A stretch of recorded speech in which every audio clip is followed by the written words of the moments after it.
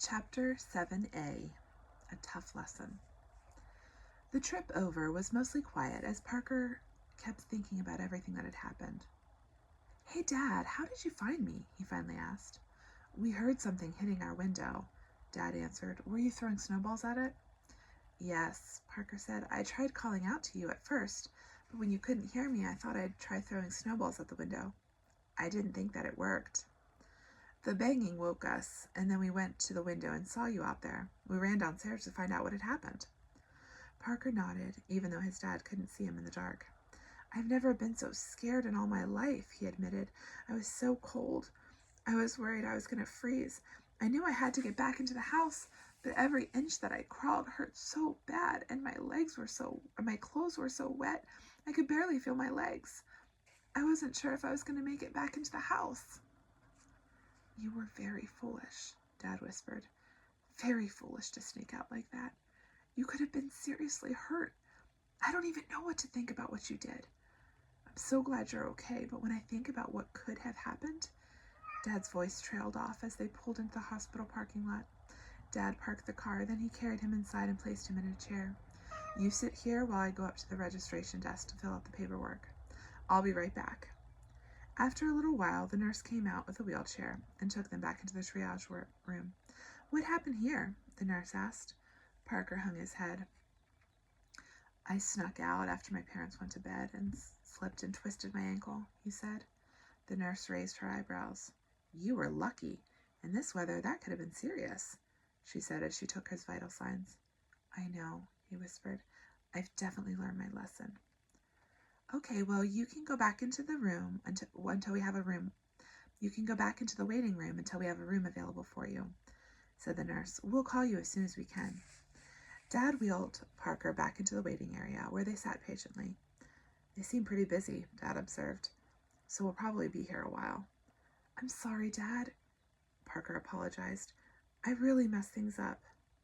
"Well," Dad said, "the Bible says in Proverbs 15:32, 'He that refuseth instruction despiseth his own soul, but he that heareth reproof getteth understanding.' When you refused to listen to the instructions your mother and I gave you, you were despising or hating yourself. Your actions ended with you hurting yourself pretty badly. Of course, they didn't only affect you. Your mother is at home, unable to sleep, and worried sick about you. I'm probably going to have to miss work tomorrow because of being up with you all night. Furthermore, how do you think Mom and I will sleep at night in the future, knowing you snuck out like you did?" "But I'll never do it again, Dad, I promise." "I hope not, but you did. We will always have in the back of our minds the worry that you might do it again."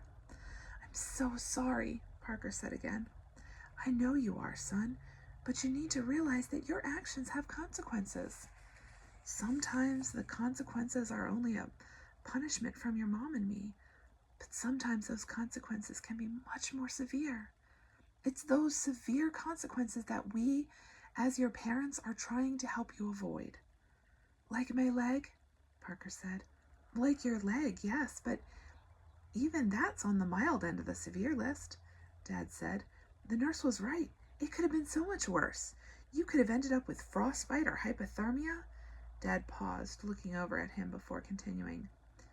"And there are other things that could have happened to you as well. Sadly, there are bad people in this world who could hurt you or take you away from us. Your mother and I make rules to protect you. When you disobey, you open yourself up to some very serious harm." "I won't," Parker promised. "I've learned my lesson. I'll never disobey again." "Parker Morrison," a nurse called out. Dad stood and wheeled Parker over to him.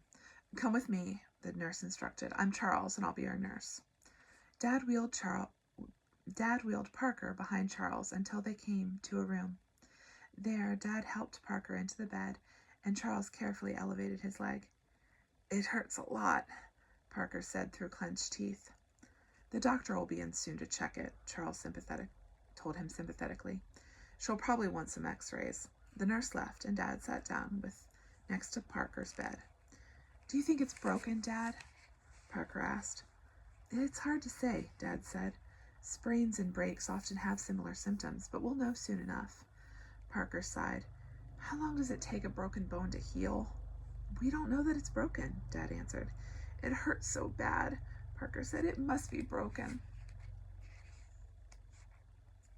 Sprains and strains can be extremely painful as well, Dad pointed out.